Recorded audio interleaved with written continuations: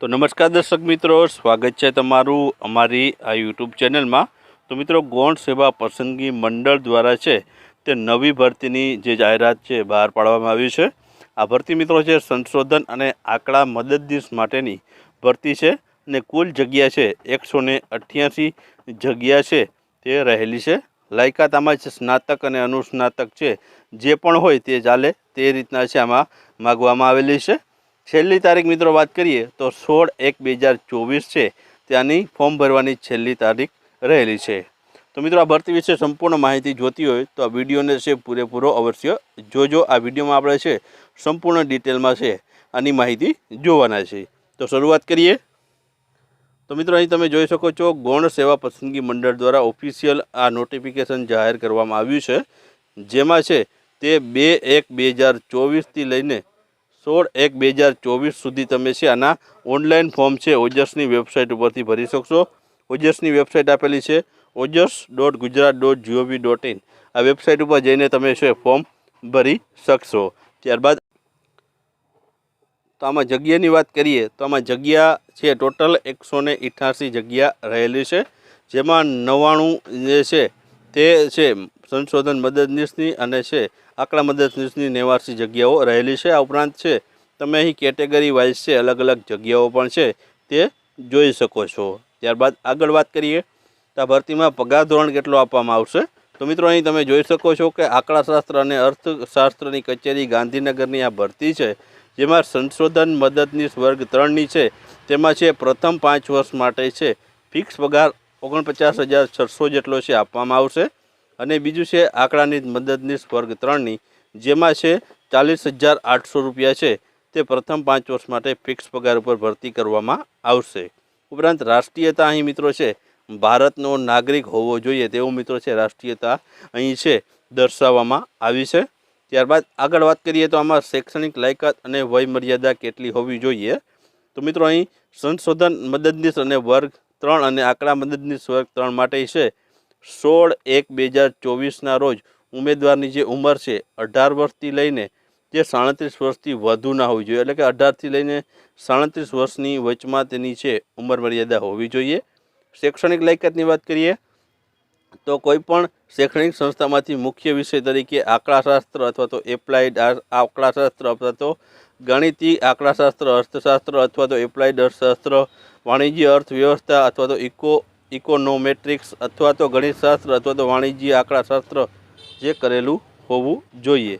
जेमां तमे स्नातक अथवा तो अनुस्नातक हो तो पण चाले, बेमांथी गमे ते हो तो ते चाले। त्यारबाद जोईए तो मित्रों, वय मर्यादा में जो छूटछाट मळवा पात्र थती होय छे तेमां छे सामान्य केटेगरीनी महिलाने छे 5 वर्षनी छूटछाट मळे छे, ए पण महत्तम 45 वर्षनी मर्यादामां। मित्रों, अहीं बधी जे छे अनामतनो जे लाभ छे बधी 45 वर्षनी मर्यादामां मळवानो छे। जेमां अनामत केटेगरीना पुरुष उमेदवारने 5 वर्ष छे, अनामत केटेगरी में महिला उम्मीदवार आवती होय तो 10 वर्ष थशे। सामान्य केटेगरीना शारीरिक अशक्तता धरावता उम्मीदवारने 10 वर्षनी, जे खोटकापणवाळा होय एने 10 वर्षनी, एमां पण जो महिला होय तो 15 वर्षनी छूटछाट जोवा मळे छे। तो आ प्रमाणे अलग अलग अनामतो छे तमने वय मर्यादामां जोवा मळवानी छे। माजी सैनिक छे तेने जे बजावेला फरजना समयगाळा उपरांत 3 वर्षनी छूट छे ते मळवापात्र थशे। त्यारबाद आगळ वात करिए तो कॉम्प्यूटरनी जाणकारी विषे। तो मित्रों, तमे आ भर्तीमां फॉर्म भरवा मांगता होय तो तमे कोईपण जे प्रमाणपत्र तमारी पासे होय, कॉम्प्यूटरनो अथवा डिग्री अथवा तो डिप्लोमानो तमे अभ्यासक्रम कर्यो होय कॉम्प्यूटर एक विषय तरीके, अथवा तो धोरण 10 अथवा तो धोरण 12 पास में कॉम्प्यूटर विषय साथे पास करेलू होय तो तमारे छे तमे आ छे ते लायक गणाशो। जो तमारी पासे न होय तो तमारे छे ते कॉम्प्यूटरनो कोर्स करेलो होवो जरूरी छे। त्यारबाद आगळ वात करिए तो अरजी कई रीतना करवानी। तो तमने खबर ज छे मित्रों, ओजसनी वेबसाइट पर तमे छे 2 तारीखथी लईने 16 तारीख सुधी छे आनी अरजी करी शकशो। ojas.gujarat.gov.in आ वेबसाइट है, त्यांथी तमे छे अरजी करी शको छो। जेमां एप्लाय पर क्लिक करीने तमारे छे GSSB सिलेक्ट करवानुं रहेशे अने त्यां क्लिक करी एप्लाय पर क्लिक करवानुं रहेशे। जे जाहेर क्रमांक आपेलो होय ते पहेला तमारे सिलेक्ट करीने त्यारबाद छे एप्लाय करवानुं रहेशे। त्यारबाद तमारे जे फॉर्म भरवानुं होय छे, तमारी जे डिटेल नाखवानी होय छे ते डिटेल तमारे नाखी देवानी रहेशे। त्यारबाद आगळ वात करिए તો આમાં મિત્રો પરીક્ષા ફી કેટલી છે? તો આમાં મિત્રો જનરલ કેટેગરી સિલેક્ટ કરી હશે તો તેને છે 100 રૂપિયા જેટલી ફી અને છે જે નિયમ અનુસાર ટ્રાન્ઝેક્શન ફી છે ભરવાની રહેશે. આ ઉપરાંત છે જો તમે અનામતમાં આવતા હોય, SC, ST, SCBC, EWS, x servicemen અને શારીરિક અશક્ત દિવ્યાંગ હોય તો તમે છે આમાં છે તમારે કોઈ પણ પ્રકારની ફી છે ભરવાની રહેતી નથી. તો આ પ્રમાણે મિત્રો રહેલું છે, જેમાં ખાલી જનરલ કેટેગરીવાળાને છે ફી ભરવાની રહેશે.